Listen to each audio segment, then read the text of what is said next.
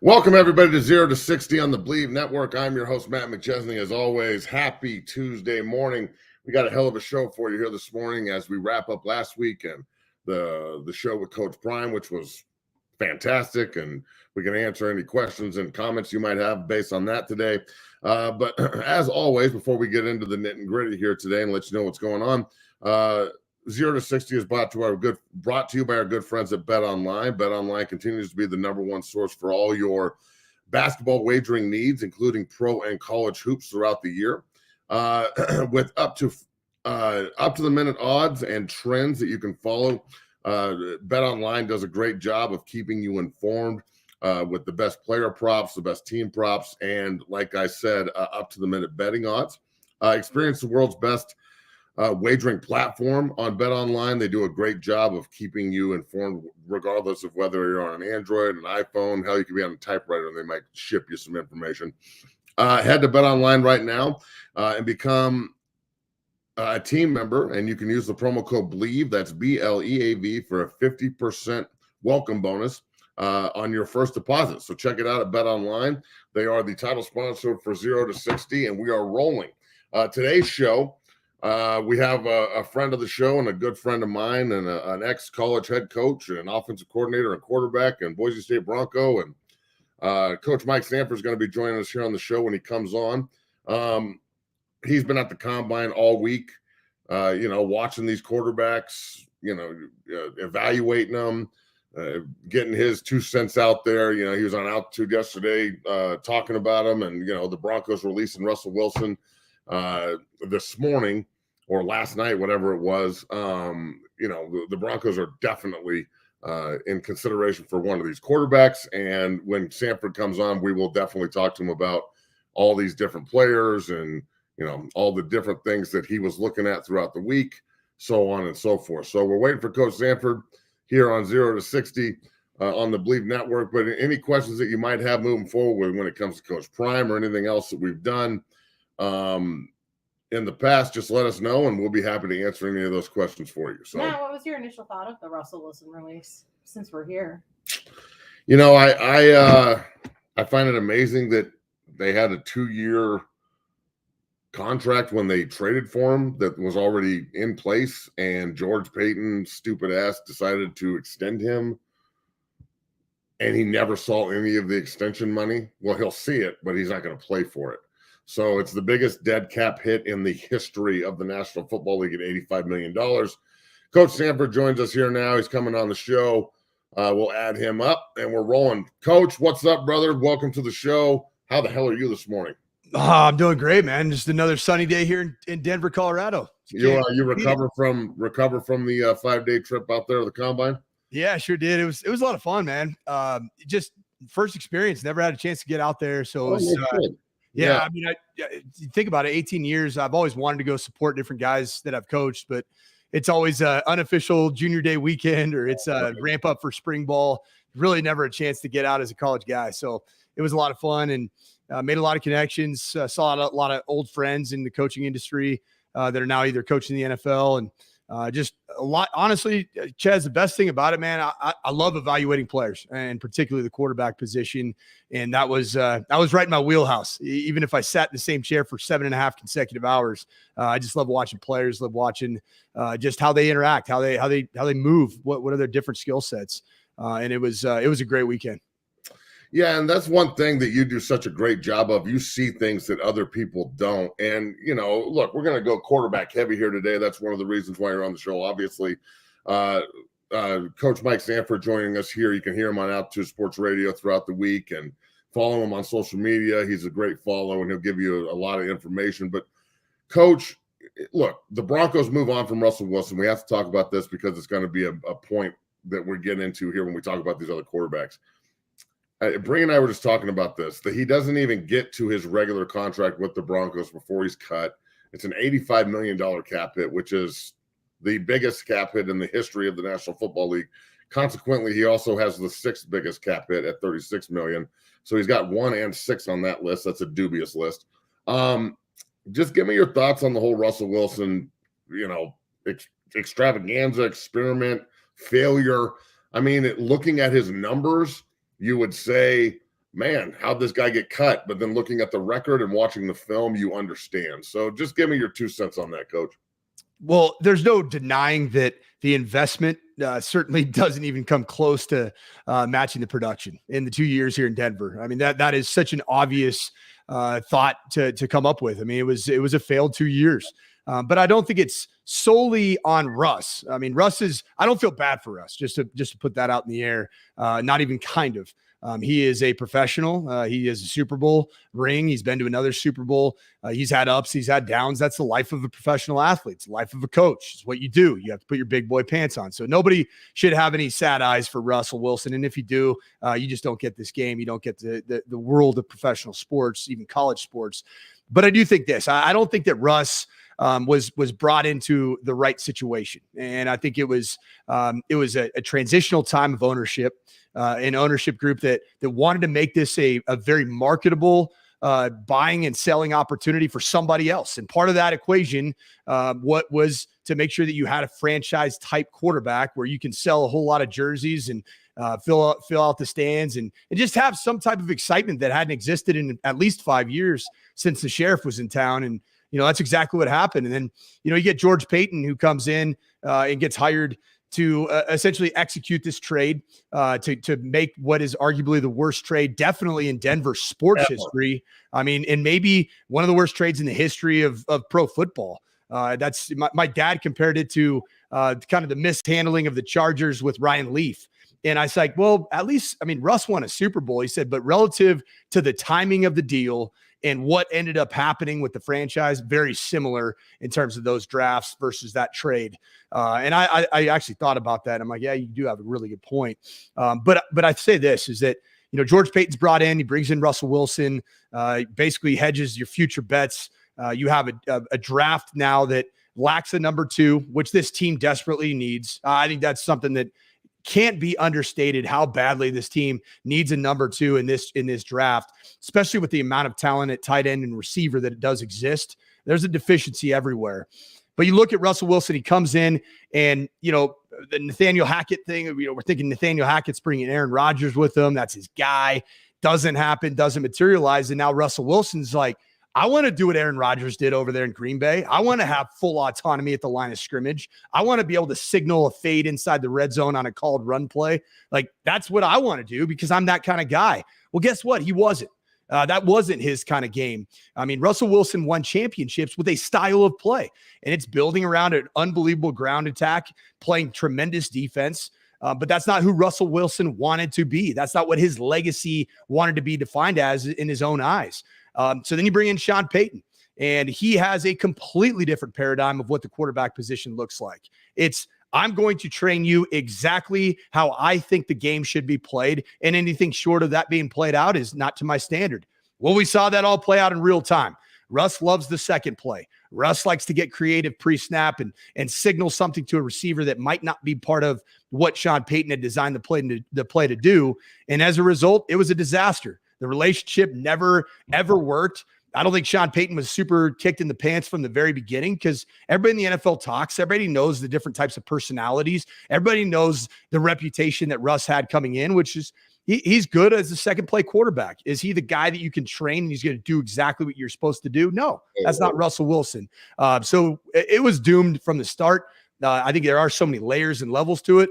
But at the end of the day, you got to move on. And, there's not a ton of great solutions from a salary cap standpoint. Broncos got to eat that. They have to eat it. And that's a reality that they have to deal with. So, okay. So, look, you played this position. You coached this position. You recruited this position. I mean, you know what works and what doesn't. Why is it that – two-part question. Why is it that Russell Wilson can't look at himself in the mirror and understand that he needs to play a certain way to be the guy he is? And then the last 2 years have ruined him for the Hall of Fame, right? Totally agree. I totally agree. I mean, How can he not see it? And I would argue that there's always been an asterisk next to the name Russell Wilson for Hall of Fame consideration. He had a couple years that were dynamic in Seattle, but I'm talking a couple. And a Hall of Fame career is not made by a couple of dynamic years. The asterisk always existed with Russell Wilson that They had an unbelievable defense. It was the Legion of Boom. And they had Marshawn Lynch going beast mode and a tremendous offensive line and blocking tight ends. And Russell managed it. It was almost a little bit akin to what you've seen in San Francisco with Brock Purdy. Like Brock Purdy, is he a Hall of Fame consideration quarterback? No, not right now. He's young, but you wouldn't say that with the asterisks of what their defense and their run game looks like. I think the same holds true with Russell Wilson. So, yeah, I do think there's a moment of truth for Russell Wilson to look himself in the mirror. But the problem is, Chaz, I think that he did that. I think that 1-5 start, I think he did it with the 1-5 start, and it wasn't working. Him trying to be somebody who plays within a system solely and doesn't look to create the second play and spin out of would-be sacks. Like, it just wasn't working. The touchdown numbers weren't there. But brother, you played this position for so long. You coached it for so long. I mean, you evaluate the hell out of it now. He has been so successful in a system. Why? There's nobody in his court, his agent, his trainer, his quarterback coach, his wife, who's a superstar and has to know that self-evaluation is the only real evaluation that matters when you're at that level. He's one of the only quarterbacks ever, in my opinion, that can't figure out that he has to fit into a certain system to win. John Elway did it. I mean, Peyton Manning took an ego bite his last year and said, all right, Coobs, you want me to run your system to win a Super Bowl? I'm in. Russell Wilson has got the biggest ego in the world to think that he's the only one that doesn't have to change. I think he has physical limitations, Chaz, that just flat out don't fit. They don't fit the systems in place because is he a tremendously accurate passer on a consistent basis from the pocket on time? He's not. He tried to do that. I really believe that he tried to do for 5 weeks exactly what Sean Payton wanted him to do, and it just flat out was ugly. I mean, it led to a disgusting start in Denver. It was hard to watch. Was he awful? No. Was he good? Not even close. Is he anywhere near $246 million good with that first 5 game sample size? Hell no, he's not. So I just don't think that he has the skill set, particularly at this age, with the accumulation of hits to play that on schedule, accurate game, because that's not him. Have you ever seen a miss like this at this point in their career? We're talking about Russell Wilson like he's a rookie dog. Like, we're sitting here saying he doesn't have the skill set or the mental capability and he can't change. That sounds like a guy that's been stuck in a college system for 5 years and can't acclimate to the NFL to me. This guy has a ring, multiple Pro Bowler, like massive contracts. We were talking about him being a Hall of Famer before he came to Denver. I don't think that that's even feasible at this point unless he has like a 4-year stretch where he does win another one and is an MVP or some shit. I mean, with great questions here throughout all morning, but right here's a really good one. Where's the most realistic landing spot for Russ? Montana was a system quarterback. Everybody has to play within a system that fits them. That's what good coaching and good quarterback play is. It's a mesh. Brady and Belichick, Carroll and Wilson. I mean, Shanahan and Elway. You look at anybody that's good at the quarterback position and they have rapport with the play caller, the quarterback coach, whoever's doing it, other than like Tom Brady and Bruce Arians when he walked in and said, we're 7-5. I'm running my shit. Stand there and act like you're doing something. Other than that, pretty much everybody, the autonomy has to be there, right? And where do you think that is going to be with Russ moving forward, Coach?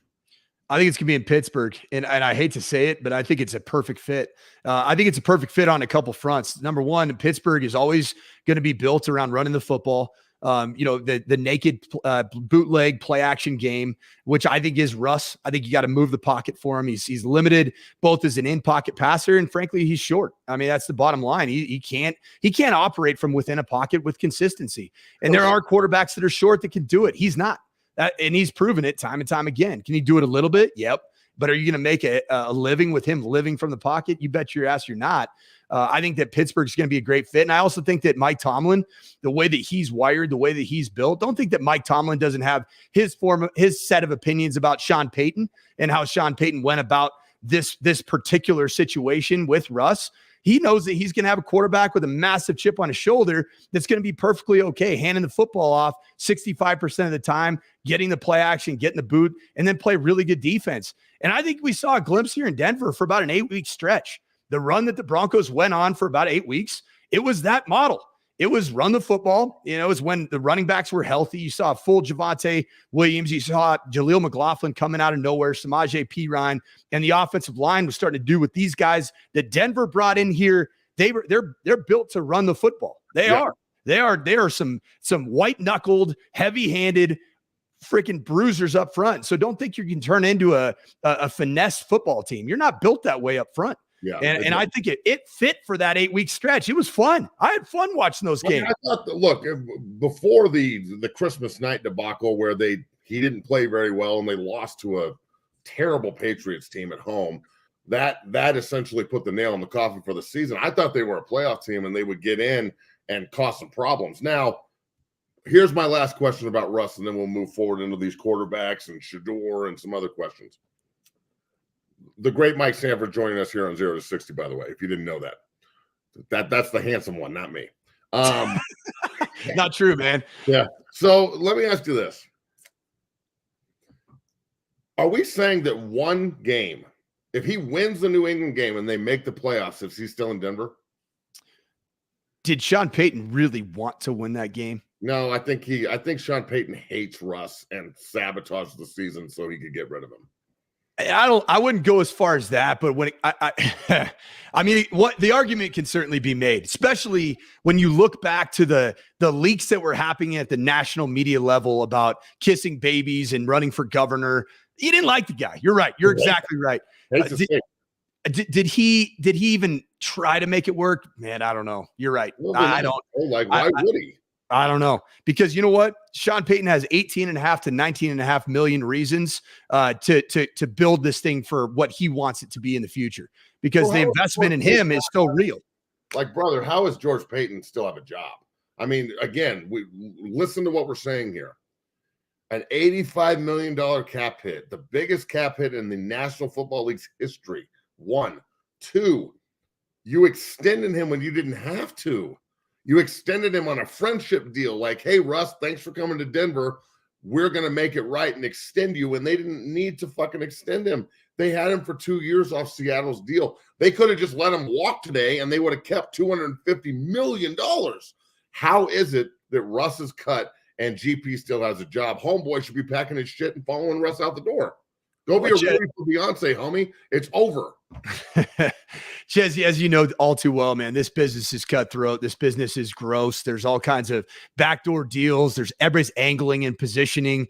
And I do think that George Payton, he becomes the perfect fall guy if this next quarterback, whatever it may look like, is a disaster. And we're talking about an absolute debacle of a year in 2024 for the Denver Broncos. I think he's the perfect fall guy, right?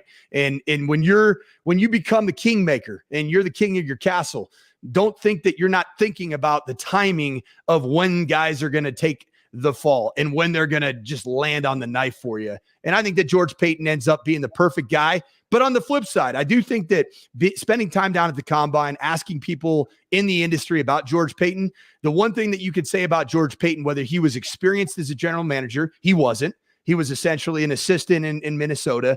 But one thing that he has a reputation of, which is exactly what the Broncos have to do this year, is he is a reputable evaluator of college talent. That's his jam. And that's what he's known for, is that he loves having boots on the ground, running a really tight scouting operation. And that's what he does, man. They run a tight, it is one of the hardest working scouting operations in the pro game right now. So I think that is his value for this draft. Now, if this draft doesn't go well and you don't show your chops in the evaluation process and these players aren't starting football games for the Broncos and have an opportunity to be transformational players and at the skill player position, which the Broncos just have very little of right now, then yes, he's done. And I think that'll play out in pretty quick order if this next year is a debacle. Very nice, brother. All right, we're here on 0 to 60 on the Believe Network. I'm Matt McChesney. That is Mike Sanford. Bree Mason is behind the mic on the ones and twos today, helping us produce. What's up, Bree? Either the best show or the last show.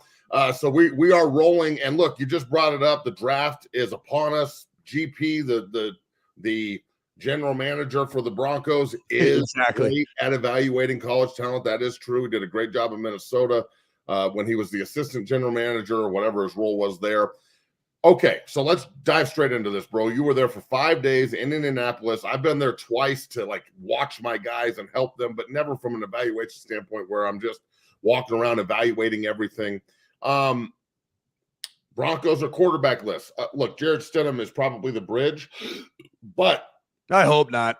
Are they? And there's the question: if Stidham is the bridge or not? If he's just the backup, he got $10 million to be a backup. Good for him. You've got a variety of different signal callers here, from Caleb Williams to, Bo Nix to Penix to, dudes everywhere, right? Drake May and, the Hartman what is it? The dude from Notre Dame? Sam Hartman running like these glorious locks. Bro, he was running the 40, and I was like, holy shit, this is like Braveheart 2. This fucking guy is amazing. But like Jaden Daniels is very intriguing to me. I really love that kid. He's coming out of that LSU system. It's not the same. Makes two of us, man. Makes two of us. Kelly's that guy. Kelly can really coach quarterbacks. Are we looking at the Broncos being aggressive at 12? JJ McCarty's out there balling. Are they going to be aggressive at 12 and pick a quarterback there, move up potentially? Or are the Broncos putting themselves in position here to kind of just, get the roster turned over and have a shitty year and pick Shaduer Sanders 1 next year? What do you think? I think that you got to find the quarterback. In my opinion, you got to find the quarterback this year. I believe that. And the reason I believe that is just having played against several of these quarterbacks, namely the three from the Pac-12, coached against them in CU. Unfortunately, Penix and Caleb Williams. Yep. Yeah. Unfortunately, I saw them in back-to-back weeks, and even a Matt McChesney even a Matt McChesney pre 9-on-7 speech. I don't know if that would have done the trick against that crew. Especially because those three teams were flying high that year. USC was flying high in the 2022 season. They lost the Pac-12, or they lost to Utah in the Pac-12 title game. Correct. Yeah, they were on their way to the CFP. If they hadn't lost to Utah, they would have played in the playoff. That's true. Right. Yeah, exactly right. And so what I would say is this: is that I've seen 3 of the 6 shred my own ass. Like, I've seen that. I lived it. And I actually got a really good feel being on the sideline level as the opposing head coach, and also somebody who loves watching really good quarterback play, about those 3 guys. And so I spent, Senior Bowl down in Mobile to watch Bo Nix and Michael Penix Jr. on the same roster, practicing all week side by side. Mm-hmm. Yeah. And I saw them competing. And first off, I love that both those guys, they keep throwing themselves in the arena. I'm a big fan of that. Like, the man in the arena is a big deal, and going to the combine and actually doing what the combine is set out to do it's a damn job interview, and those guys actually, they interviewed. And I was impressed by that. But I will say, man, when you look at particularly, the top 3 guys as the draft, the mock drafts and all the pundits are saying, which frankly, those guys don't know a thing, in my opinion. I really don't. Like, all the mock drafts you see are ridiculous. Like, Mel the Viper Kuiper and Todd McShay are a little off sometimes. No way. No, they're not trying to find clicks, are they? They're not. They're not trying to make sure that the quarterback or the receiver from the biggest school with the biggest fan base isn't going to like what they put out there. They wouldn't do that. but so I want to go through. So I had a chance to pick up some information on the top 6 guys. And when you look at the top 6, I think you're looking at I think 5 of the 6 are going to go in the first round. And this is my evaluation. Is this Mel Kiper's evaluation? No. Is this Sean Payton and George Payton's evaluation? No. This is what I saw in the data that I was able to collect both at the Senior Bowl and then being around the combine. Even if the top 3 guys didn't throw or work out, I still got to pick up information about those guys, got to see their media availability, see how they interact. Are they the face of the franchise? Are they going to be able to deal with the craziness that comes with being an NFL starting quarterback as a rookie? And I had some interesting things to glean from that. I think the number one quarterback, as it's said right now, and I'll go in order of what the pundits say. Number 1, Caleb Williams. He does freakishly insane things. But I'll say this, Ches, I think that he is overvalued because of the comp to Patrick Mahomes. And I think everybody's trying to find the next Patrick Mahomes. And frankly, you and I could probably both agree on this, Ches. There's one Patrick Mahomes, freaking one. And Caleb Williams came out and said, well, there's only one of me, so why should I do that? Like, he just sounds, when he gets up there and talks, bro, especially at the combine where he's got like that smug smile and the I don't need to do everything else everybody else is doing. I'm telling you, he better go to a head coach that's got a heavy hand and like won't allow him to just kind of float, because that mentality, that it seems that he takes this mentality everywhere, that I don't need to do everything everybody else is doing. Scares me. Scares the living heck out of me. I mean, especially in Chicago. Like, they haven't had a quarterback ever. I mean, bro, they've never thrown for 4,000 yards in the history of the franchise. They're the oldest franchise. They've never had a quarterback. Jim McMahon, like, that was cool for a year, you know. Hell of a player, yeah. Best defense in the history of football. I mean, there's no question. If you're Chicago, I'm shaking in my boots. And you know what I'd do if I'm Chicago? I would go full nuclear winter, knowing that the Washington Commanders hired Cliff Kingsbury, a guy that sat in the quarterback room at SC. Caleb is from the DC area. Yep. And I'm just sitting there. I'm playing my cards that we're all in on Caleb Williams. We're all in on Caleb Williams. Like, we own that right to first right of refusal to Caleb Williams. Draft day, hey, Washington, what are you willing to give up? Cool. That's my first move. Everything. Exactly. and then if I might even move again. I might even move again if I'm Chicago. And then you just start accumulating. They have a 1 and a 9. Well, bro, why the knock on Fields? Like, agreed. What is wrong with Fields? Has developed. He's gotten over the rookie wall. He looks like he's getting better. They're building a team around him. And the other thing is, you got Eberflus, who just replaced the OC and the DC. You know what happens when you replace OC and DC. If you don't go to the playoffs the next year, they replace the HC. Correct. So you're talking about Caleb Williams walking into a situation with a new offensive coordinator, new defensive coordinator, just to get a new offensive coordinator and a new defensive coordinator and a new head coach in Chicago. Bro, that town, number one, is already fed up. They're always fed up. They've had shitty. They wake up fed up. Exactly. So, I mean, look, it might behoove Caleb Williams and his team to pull an John Elway and be like, I'm not playing in Chicago. So, okay, I understand he's good. I get it. But Mahomes went 11th, and they had to trade up to get him, and everybody was talking like they were crazy when they picked him that high. He's a second-round talent. He couldn't even win at Texas Tech. His best record's 8-5. Well, Andy Reid, the GOAT, obviously saw something we didn't see. Caleb Williams is being compared to the 11th pick in the draft that they moved up to get, that was a second-round grade, end of the first-round grade in Patrick Mahomes, and that's a fact. And you know it, and everybody knows it. Now Caleb Williams is the first pick, and he's being compared to this guy. It's setting this kid up for ultimate failure, bro. Now, that said, if he goes to Chicago and it works, yeah, we all can eat crow. Yeah, the best case scenario, I guess, is him going to Chicago and it working, and then Fields going to Atlanta or wherever he's going to go. I heard Kirk Cousins is looking for houses in Atlanta. The whole quarterback carousel is almost as crazy as the coaching carousel. I don't know. Just everything I just said, run with that.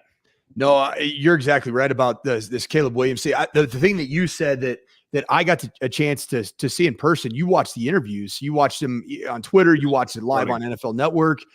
When he came out to the podium, it was the first time I'd seen him, at the combine.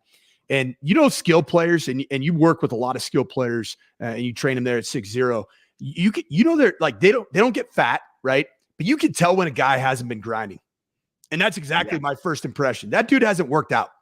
Not overweight, but there's a look that you have, whether it's at the combine when you've been training your ever-living tail off for 3-4 months, there's a look you have. And he didn't have that look. That scared me. And then he comes out to a media availability that he wasn't even going to do. Nobody had confirmed that Caleb Williams was actually going to partake in the media availability. So he's going to do absolutely nothing at the combine except for get weighed and measured. That's it. That's all he was going to do. Well, he comes out, hands in his pockets, slumped over, and the very first question was pure violence. Are you afraid to compete? And I was like, that guy is an absolute internet troll that asked the question, and I'm here for all of it. I love it. And don't think for a second that Caleb Williams in that moment, he looked at him, leaned in, smacked his lips, basically like, why am I even here? Why am I here? All right. Okay. So I have questions myself, my own eyes, not on rumor. I have questions because I know what an NFL quarterback looks like that's gone through combine prep and grinded. Their freaking jaws chiseled. Their shoulders are coming out. Like, they are ready. Bo Nix, he was ready. Jaden Daniels, he was ready. Michael Penix Jr., he was ready. I didn't see that same type of commitment from Caleb Williams. Caleb Williams couldn't even go get a cut. He looked up looking all scruffy and shit. And I'm not saying that it's not the end all be all, but bro, this is the combine. Like, this is every eye in the world is looking at you. So, okay, Caleb Williams doesn't want to compete. He's going to go number one. Good for you, bro. He's going to Washington. Like, if Caleb Williams is going to Washington, and they'll trade up to get him. Yes, sir. Okay, and I think the Bears, first, baby. and I think the Bears are going to play their cards all the way up till the draft. They're going to be all in on the Caleb Williams. I think even the smoke screens that are being thrown out there about Justin Fields, I think some of that is actually just it's friendly banter. Because to your point about Justin Fields, I want to come back to that. Think about why do you think Chicago hasn't had a successful quarterback in franchise history? It's the worst weather of any NFL franchise without a dome. Why not just dome this fucking stadium? And also it's not just that it's snowy, it's windy every day. And people say that it's called the Windy City because of the political scene. It's not. I lived in South Bend. I was on that southeast side of Lake Michigan. The wind blows at an insane rate every day. That's a nightmare for a quarterback that's a throw first quarterback. Guess what Justin Fields is? He's a run first guy. Build it around him, play action, get some skill around you, throw a screen game, and you'll be rolling. You can capitalize on that. And that was my biggest storyline coming out. I spent like 2 hours with the entire Chicago media crew. And I was just like, guys, this is going to happen. Watch. And they're like, no, they're taking Caleb Williams. They're going to be scared not to take him. I'm like, all right. Bring him in, and he's a throw first guy. Shouldn't they be more scared to just throw away the development in the last 2-3 years of Justin Fields? That's what I think. Like, at some point, the allure of the future, you got to sit back and go like, okay, bro, like, I've already got a good player that we've developed that, look, is he the best quarterback in the league? No. Does he have the potential to be pretty dynamic? Yes. I mean, I think he's a lot tougher mentally than Caleb Williams is too. I think Justin Fields will actually like stick his face in there and go in there and be a tough guy. Whereas I think Caleb's is, I mean, let's just call it what it is. He's a fingernail painting, dress wearing fucking USC quarterback. And when's the last time other than Carson Palmer, an SC quarterback has just walked in and tore up the NFL? That happened. Matt Castle for like 6 weeks. Matt Castle, when I was playing for the Dolphins, Matt Castle, that's the year Brady got hurt in 08. Yep. And Matt Castle came in, and Matt Castle tore up the NFL and then went and got like a $70 million contract from the Chiefs and shut it down. Good for you, Matt. It's good living right there. All right, so look, Caleb Williams, we beat that horse dead. You brought up Penix and you brought up Nix, and they're the two older statesmen. They're the old guys that are doing everything that, won a ton of games, that have been different places, playing in the Big Ten, the SEC, to come back to the Pac-12 and finish their careers. Which one out of those two do you like the most? Because I seem to think that one of those two are going to be in Denver. I have the same feeling. I really do. And I think after the combine, I'll start with this. I'll start with Senior Bowl evaluation. Those two guys were head to head and loved watching it. And to be honest, like Michael Penix, day 2 that I was at practice, it was open field, downfield throwing. It was like first and second down emphasis, right? They do it just like an NFL practice week for a game. And he was on fire and way more impressive than Bo Nix. And Bo Nix was struggling. Like, he was struggling in one-on-ones and, in team. Like, he was not. I was like, okay, he had an off day. So, and I've been around that before, where a quarterback has an off day. You can't just, form an opinion on him. Then in the red zone, freaking Michael Penix Jr. had a bad day, and Bo Nix was unbelievable. So I'm sitting there looking at it. I'm like, okay. And I actually asked a question of Bo Nix at media availability about his red zone, why he's been so good on film in the red zone, and why he's been, he showed out in a big way at the Senior Bowl in the red zone, and he loved the question. Of course, he took it and run with it. It was kind of soft meat for him, and he just rolled. But then when you get to the combine, I was able to fully paint the picture because there's no defense. And a lot of people think that the combine throwing doesn't matter. The fact that there is no defense allows you as a quarterback evaluator to isolate on the pure mechanics, isolate on the pure arm strength, accuracy, timing, like all those things came into clear vision. And I'm just going to tell you right now, I went in wanting to fall in love with Bo Nix. Loved him at the media availability. Loved the way he commands presence. He's a quarterback, man. He's a face of the franchise. He's a guy that he's a son of a coach. And Sean Payton could say whatever he wants to on the sideline, however he wants to, and Bo Nix would be like, let's freaking go back out and get this thing right. I love that makeup. I'm in on that. Dude, the guy at the combine, talking about Bo Nix here, arm strength was bad. Bad. Really? Like, was good. Like, early on, I'm like, watching him throw slants and quick outs. I'm like, okay, ball's not really jumping out of his hands. He's just getting into rhythm. He's going to start ripping some balls. He's one of those quarterbacks, and I love these guys, but not as my first round draft pick. He's one of those quarterbacks that has found a way to make his deficiencies not a deficiency, with great timing, with getting the ball up early, with throwing on time. Like when he was throwing the go routes, I was like, I wanted to see, can he uncork a go route?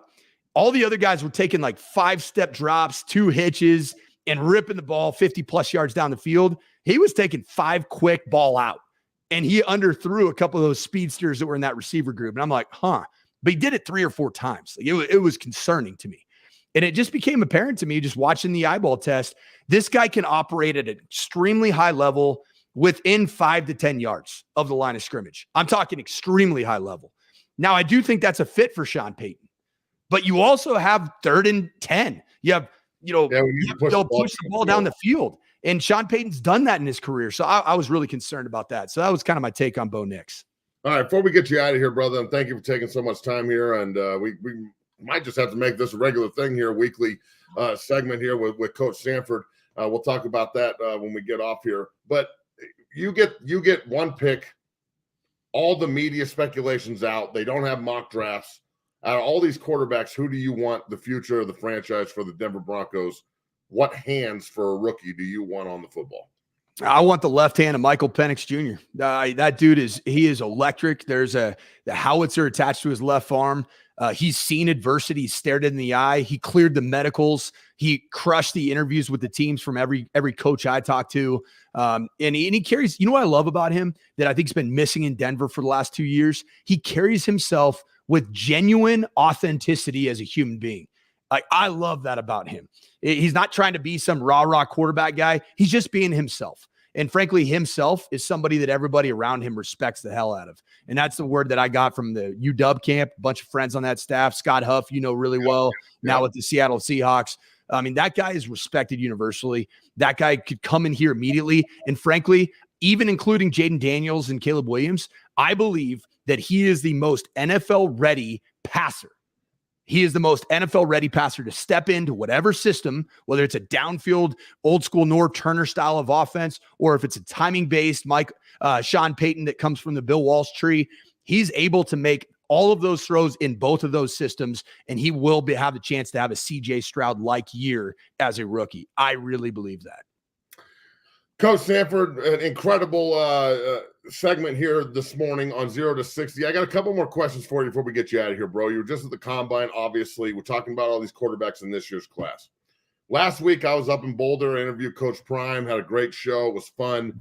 I talked to him about Shaduer. I'm going to play this clip, us talking about Shaduer a little bit, and I want to get your evaluation on him because there's a lot of folks who are in one camp where he's a first-round talent. He's got a lot of eyes on him, and he could be maybe the first pick in the draft and a generational talent. And then there's a lot of guys like Coach JB who aren't really on that train, and they think he's more of a second, third round pick and needs to develop more and things of that nature. Watch this clip here. It's about 45 seconds long. We'll elaborate on this and get you out of here. Jordan gets up, smiles at him, spits blood, and you wipe it off with your sleeve. Right. And he goes out there and wins in double overtime and throws up the watch. As a father and a coach, was that the moment where you were – I know you already knew, but was that another step in just the growth and maturation process? everything you're seeing, we've been there before. Right. Everything you're seeing with those two young men, we've done it before. You're just getting a chance to see it in a Colorado uniform. But everything that we've seen, we know. Like I'm mic'd every game, so for the documentary and everything. So you could hear me. You could replay the documentary. When we got the ball back, I said he's going to drive us down. We're going to win. And I told Coach Kelly that was sitting right beside me. We're going to win. What are your thoughts on Shaduer Sanders? Obviously, Coach Prime thinks highly of his son and his quarterback. I think extremely highly of this kid. I think he's one of the toughest guys in college football, not only being just, I haven't seen quarterback play like that in Boulder for a very, very, very long time, if ever. So I wanted to get your 2 cents on this being, the end all and be all, in my opinion, for quarterback evaluation. I would say this.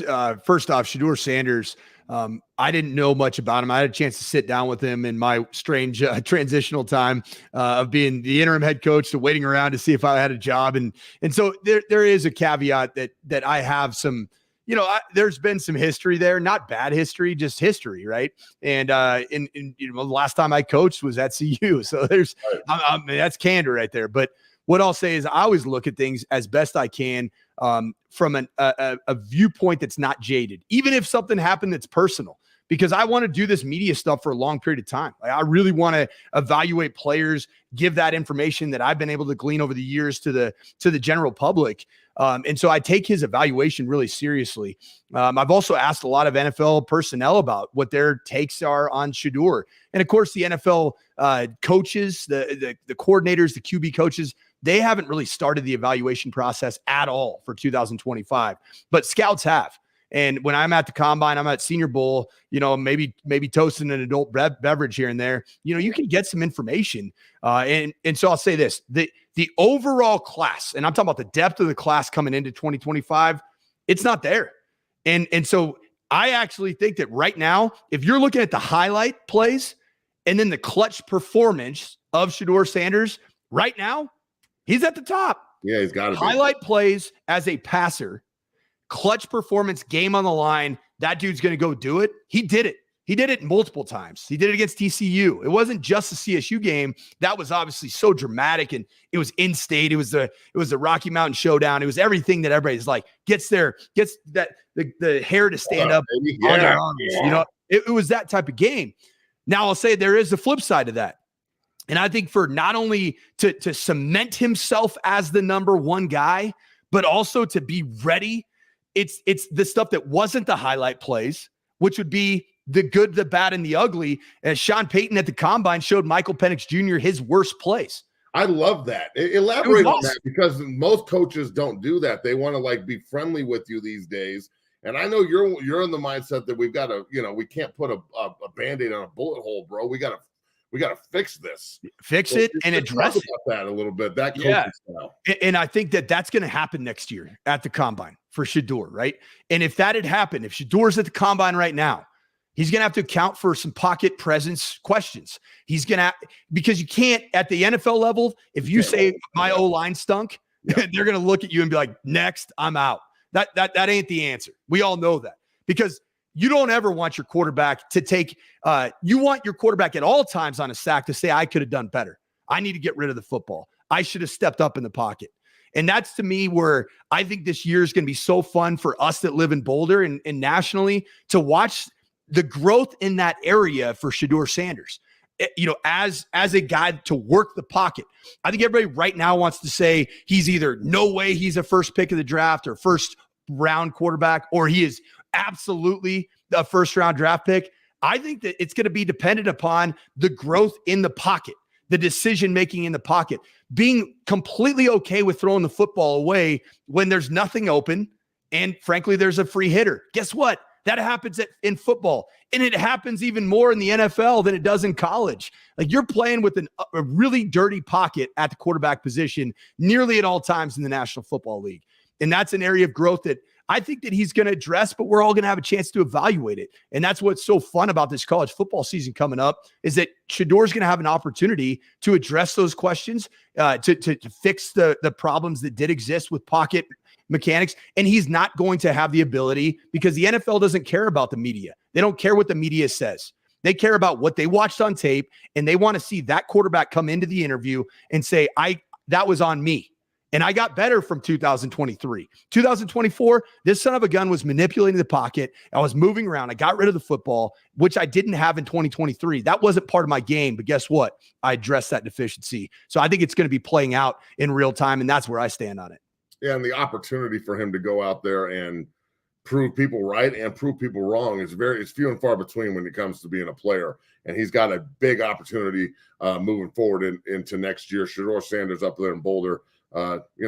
As they say, the world by the short and curlies, bro. He definitely has it. So phenomenal thrower of the football. Phenomenal thrower of the football. His accuracy is unreal. That is without question. Like his combine workout will be elite. I think it's all about some of the in-game pocket stuff that, frankly, the guy was playing. He was playing FCS football, HBCU football, and had a clean pocket, and that's a reality. And no matter what, when you adjust from FCS to FBS, there's a learning curve. That's going to come with it. We've got a couple questions here, and then I'll get you out of here, brother. Thanks for taking the time. From Jeremy, the O-line was garbage, but do you want your leader throwing your teammates under the bus or take the blame himself? This is something we talked about. Look, we're not openly criticizing Shaduer here. Everybody calm down. We're talking about something that happened last year. After the UCLA game, Coach Prime came out and said, we're going to find new linemen. And they went and found 5 new linemen. So what I would say to that is that Shaduer, and I watched this really closely, I wanted to see how he was going to respond. When there was a microphone in front of his face, he never threw his offensive lineman under the bus. That's true. So even if his father is an extension of him, that's not him. And the NFL will evaluate it that way.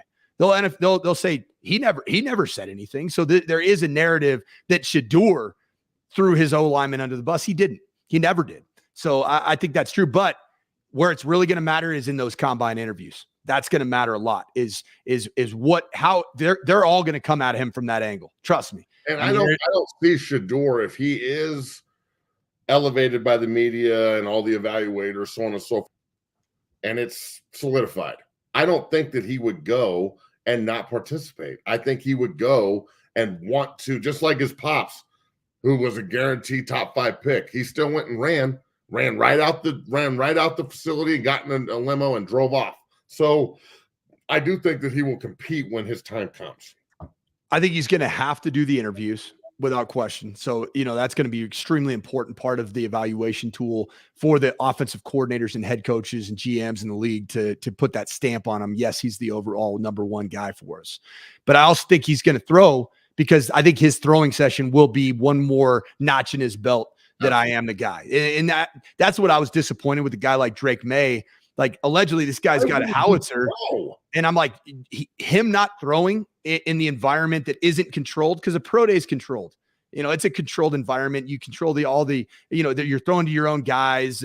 I think him not entering the arena, I think we're going to see his draft stock just plummet. I really do.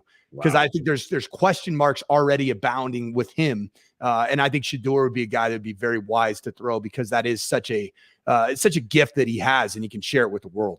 Like, do you actually think that Penix Jr. is going to be there at 12, or do the Broncos have to move up? I think he's going to be there at 12. Going to be there at 12. I really do. The information that I've gleaned, especially if Kirk Cousins goes to Atlanta, I had heard some rumblings about Atlanta falling in love with Michael Penix Jr. But if you could see a situation where they bring in Kirk Cousins, maybe have Penix, as a Jordan Love situation, but not with that investment in Kirk Cousins. You're going to probably want to draft an elite receiver, and there are so many elite receivers in the top 4. 5280 Ivan _C. Shaduer's going to pull up in a mink coat and sling the rock next year in Indy. I'll be there to watch it, man. I will be front row like I was in this year's combine, and I'll love every bit of it. All right, Coach, thank you so much for coming on the show. We ran a little bit long today, but damn it, that's what good radio and good podcasting does. The great Mike Sanford joining us here. And, Coach, I'll talk to you later today, and we'll figure out if we can get this going. Man, every week you're off on Tuesday, Wednesday, Thursday, right? Yeah, I think so. Yeah, a lot of one-offs here and there, but yeah. I know how you feel, bro. I do got to get my lazy ass after a week of travel. I got to get back in the CrossFit gym. So that's about the only conflict I have in the morning. So yeah, you have fun with that CrossFit shit. I'll just keep benching. But I'll reach out to you later. Coach, thanks so much for coming on the show. Go enjoy your family, enjoy your Tuesday, and I'll be reaching out.